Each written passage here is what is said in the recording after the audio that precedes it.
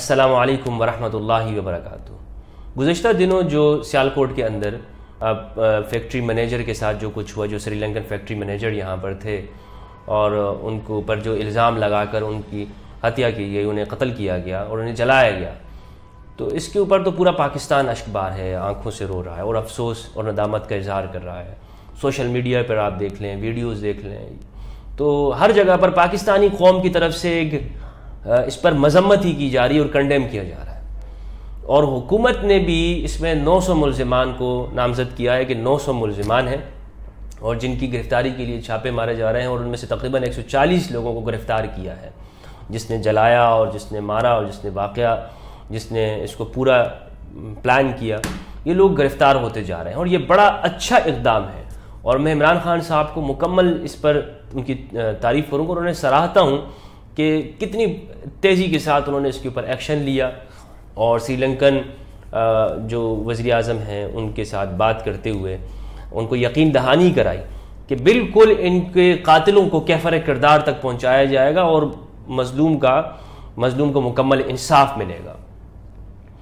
لیکن یہاں پر سوچنے اور سمجھنے کی بات یہ ہے کہ آخر ایک شخص وہ کس طرح موب لنچنگ کی طرف آ جاتے ہیں، اور وہ بھی پھر مذہب کے نام پر، اور وہ اس بات پر لوگوں کا دماغ کام کرنا چھوڑ دیتا ہے کہ وہ،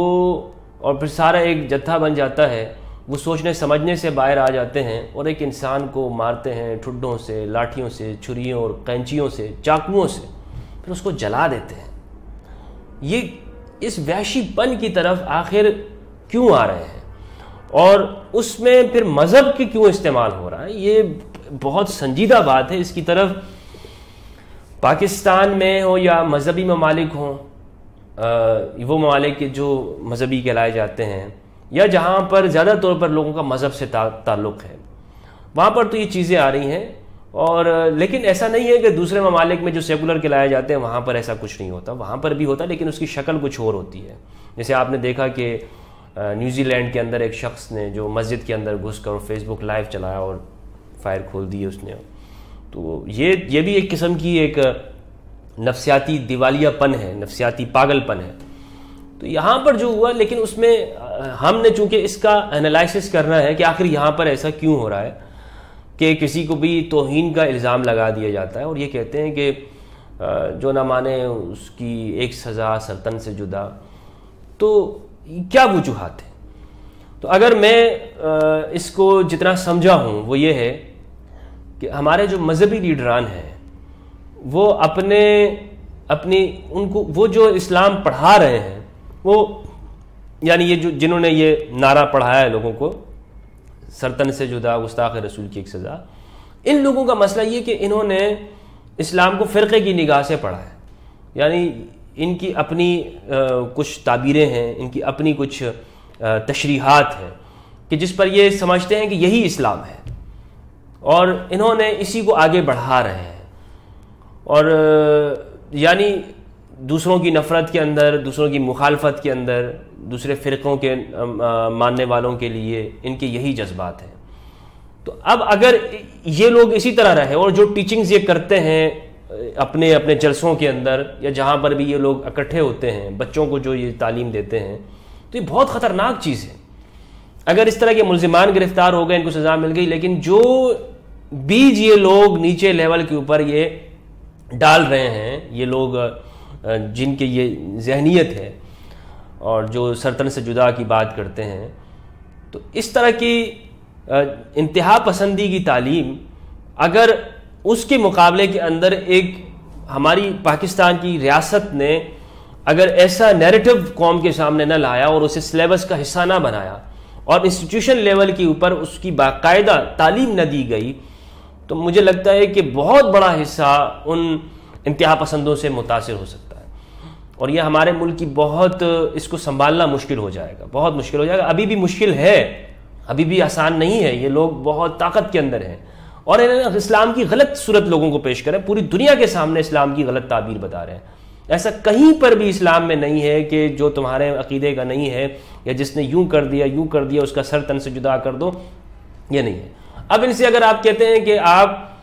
یہ آپ کے بندے ہیں یہ لوگ جو ایسا کر رہے، پھر وہ فوراً پیچھے ہو جاتے ہیں، نہیں ہم نے کب کہا ہے ان کو ایسا کرنے کا؟ بھائی آپ جو تعلیم دے رہے ہیں اس کی وجہ سے تو لوگ ایسا کر رہے ہیں،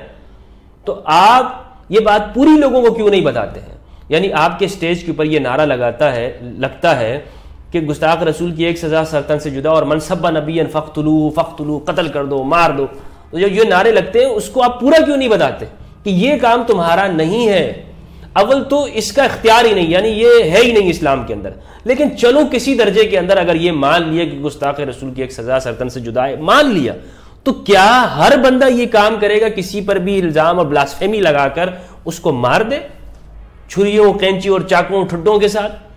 اس کی موب لنچنگ کر دے، اس کو ختم کر دے؟ یہ حق کس نے دیا ہے؟ اس کے اوپر اگر ان سے پوچھا جائے تو کہتے ہیں ہم نے کب کہا ہے کہ تم یہ کام کرو؟ لیکن حقیقت یہ ہے کہ ان کے اداروں کے اندر اور ان کی پوری، ان کے ساتھ اگر اٹھنا بیٹھنا ہو آپ لوگوں کا اور آپ کی اگر شناسائی ہو تو آپ یہی دیکھیں گے کہ یہ خود تیار کرتے ہیں ایسے لوگوں کو. میں آپ کو مثال دوں، گورنر پنجاب سلمان تاثیر کا جو قتل ہوا تھا، اس کے اندر گارڈ نے کیا اور اس کو غازی بنا دیا پورے قوم کا، مزار بنایا ہوا، اس پہ لوگ جاتے ہیں، منتیں اور نذرانے چڑھاتے ہیں، اور ماشاءاللہ بہت بڑا اللہ کا ولی ہے.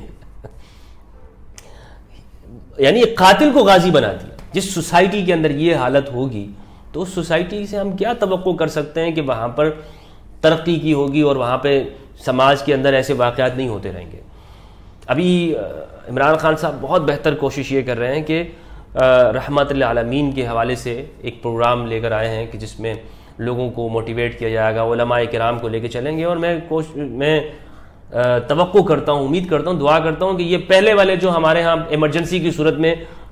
جو ہمارے ہاں چند چیزیں پیدا ہو جاتی ہیں اور ہم ایمرجنسی بنیادوں پہ کرتے ہیں، تو یہ اس طرح نہیں ہوگا، نہ اس کا حشر اس طرح ہوگا جو دیگر اداروں کا ہوا ہے. تو اگر میں سنجیدگی کے ساتھ کہہ رہا ہوں، اگر حکومت یہ چاہتی ہے کہ اس کا خاتمہ ہو تو میں آپ کو گارنٹی سے کہتا ہوں کہ اگر میرے بس میں ہو تو میں یہ 1 سال کے اندر یہ ساری انتہا پسندی اس ملک سے ختم کر سکتا ہوں. میں اپنی ذات کا کہہ رہا ہوں، اور اگر میرے پاس تو کوئی وہ نہیں ہے، یعنی کوئی ایسے وسائل نہیں کہ جو حکومت کے پاس یا ریاست کے پاس ہے، لیکن اگر میرے پاس وہ تمام وسائل اور ذرائع ہوں تو 1 سال کے اندر اس پورے ملک سے انتہا پسندی کو جڑ سے اکھاڑ سکتا ہوں میں، اور اس کا میرے پاس پورا ایک پلان ہے. لیکن چلیں حکومت کی اس بات کو ہم مان لیتے ہیں، اور اگر سینسیئر ہے تو دعا تو ہم کر سکتے ہیں، اور ہم اپنی کوششیں کر رہے ہیں. ہماری کوششیں آپ لوگوں کے سامنے ہیں کہ ہم لوگوں کو مذہب کی بنیاد کے اوپر قتل نہ کیا جائے، اختلاف کے اوپر، دھرم اور عقیدے کے نام پر، بلکہ اپنے اپنے اختلافات کے اوپر رہتے ہوئے ہم دوسروں کو برداشت کریں، چاہے دنیا میں کسی بھی جگہ پر ہو. یعنی کوئی ہم سے یہ خوف نہ کہے کہ اگر میں نے اس کے سامنے یہ بات کر دی تو وہ میری جان کے یوں کر دے گا. اور پھر یہ سری لنکن مینیجر کا جو واقعہ، یہ تو یعنی سراسر ایسا ہے کہ میں نے پہلے ہی کہہ دیا تھا کہ اس میں کہیں نہ کہیں مزدوروں کا قصور ہوگا، اور کچھ ایسا کیا ہوگا اس سری لنکن مینیجر نے کہ جس پر اس پہ الزام لگایا گا جھوٹا. اور پھر ہوا یہی، تحقیقات کے بعد یہی بات سامنے آئی کہ مزدوروں کو وہ ڈانٹتے تھے اور مزدوروں کے اوپر بڑی سختی کرتے تھے ٹائم کے اوپر اور بہت ساری چیزوں میں. تو وہ ایک مزدور اس سے ناراض تھا اور پھر اس نے اپنی ذاتی خنث نکالتے ہوئے وہ سارا کا سارا بلاسفیمی لگا دی اور اسی کے اندر ان کی جان لے لی گئی. تو یہ ہوتا ہے اس قانون کو. اب وہ سلمان تاثیر نے کہا تھا کہ اس قانون کو غلط استعمال ہوتا ہے اور اس کی جان لے لی گئی. اور یہاں پر ایسے ہی ہو جاتا ہے. اگر مثال کے طور پر کل کو یہ کہے کہ مفتی ہمدرد نے یہ بات یوں کہی ہے اور 4 بندے آ جائیں اور 4 بندوں کی موجودگی میں میرے اوپر الزام لگا دیں, تو میں کیسے اپنے آپ کو پروف کروں گا کہ نہیں بھائی میں سچا عاشق رسول ہوں اور موحد ہوں ان کے سامنے, ان پاگلوں دیوانوں کے سامنے. تو پھر مجھے ٹائم لگ جائے گا. اور تو دوسرا ایک عام بندہ, اور پھر وہ اگر وہ مسلمان بھی نہیں ہے, یعنی یہ ایک تو وہ مولوی نہیں ہے اور پھر وہ مسلمان بھی نہیں ہے, اور اس کے اوپر اگر ایسا الزام لگ جائے تو سارے کے سارے یہ مان لیتے ہیں ہاں اس نے ایسا کیا ہے. حالانکہ قرآن نے واضح لفظ میں کہا ہے کہ جاءکم فاسقٌ بنبأ فتبینوا, کہ اگر تمہارے پاس کوئی خبر لے کر آتا ہے تو تم اس کی تحقیق کرو, بغیر تحقیق کے اس کے اوپر نہ جاؤ. میں نے کئی جگہوں پر یہ بات کی کہ ہمارے ہاں انتہا پسندی اور ایکسٹریمزم کی جو بنیاد ہے وہ یہ ہے کہ لوگوں کے پاس صحیح علم نہیں ہے, اور یہ بھی انہیں نہیں معلوم ہے کہ صحیح علم کیسے آتا ہے, یعنی صحیح نالج, کریکٹ انفارمیشن اس کو لینے کا کیا طریقہ ہے. بس مولانا صاحب نے کہہ دی بات, ٹھیک ہے یہی ہمارے لیے کافی ہے. نہیں، تحقیق کرنا. اللہ نے عقل کس لیے دی ہے بھائی؟ اس کے اوپر تو جانچو کہ یہ بات صحیح کہہ رہا بھی ہے کہ نہیں کہہ رہا، کیا یہ بات حقیقت میں ایسا ہے بھی یا نہیں ہے، جھوٹ تو نہیں بول رہا، کیا اس کی ذاتی خنث تو نہیں ہے. اور وہ مولوی صاحب نہیں تھا وہ جو سیالکوٹ میں جس نے کیا ہے، وہ سارے کے سارے عام، مطلب ان میں کوئی مولوی نہیں ہے. اور میں آپ کو حقیقت بتاؤں یہ بات کہ مذہبی لیڈروں نے تو یہ آگ لگائی ہے کہ جو نہ تمہارے یعنی سرطن سے جدا والی، یہ آگ تو انہوں نے لگائی ہے، مگر خود یہ کام یہ نہیں کرتے ہیں، دوسرے لوگ اس کے لیے تیار ہوتے ہیں. یعنی آپ کو کوئی مدرسے کا طالب علم نہیں ملے گا اس کے اندر، کوئی آپ کو مولوی صاحب نہیں ملے گا کہ جو جا کے یہ کام کرتا ہو، کوئی آپ کو مذہبی لیڈر کے خاندان کا نہیں ملے گا. یہ عام لوگ ہوتے ہیں جو کسی سیاست کے اندر ہے، کسی پارٹی کے اندر ہے، کہیں کام کرتے ہیں، کلین شیپ لوگ ہوں گے، وہ لوگ یہ کام کر جاتے ہیں. اور یہ برملا یہ لوگ کہتے ہیں کہ یار ہم سے تو کم از کم وہ بہتر ہیں کہ وہ یہ کام کر جاتے ہیں، یعنی ہم نہیں کرتے. تو مطلب تم صرف زبانی کلامی کہتے ہو اور وہ لوگ عمل بھی کر جاتے ہیں. تو اس کی وجہ یہ ہے کہ یہ لوگ اس طرح سکھاتے ہیں تو پھر آگے دوسرا شخص کر دیتا ہے. تو اب چونکہ انہوں نے یہ باتیں سکھائی ہوئی ہیں، اس کا حل یہی ہے کہ ایک نچلی سطح کے اوپر ایسے لوگ تیار کیے جائیں کہ جو لوگوں کو صحیح اسلام کی صورت پیش کریں اور لوگوں کو بتائیں ممبروں کے اوپر، مسجدوں کے اوپر، مسجدوں میں جا کے کہ آپ نے اگر کوئی آپ کا مخالف بھی ہے تو آپ اس سے اختلاف رکھیں، اس کو برداشت کریں، اور ایک اچھے سماج کے اندر سماج بنانے کے لیے آپ اس کے ساتھ ڈس ایگری ہوتے رہیں، مگر اس کو کبھی نقصان نہ دیں، اس کو آپ سے خطرہ نہیں ہونا چاہیے، اور وہ آپ سے اپنے آپ کو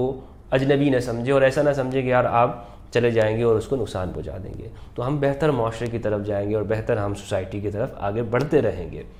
اور اس طرح انشاءاللہ پاکستان ترقی کرتا رہے گا. یہ میری کچھ گزارشات تھی اس حوالے سے، اور میں آخر میں افسوس کا اظہار کرتا ہوں تمام پریوار سے، سیالکوٹ کے اندر جو ہوا پریانتا کمار کے پورے پریوار سے، پورے خاندان سے، میری طرف سے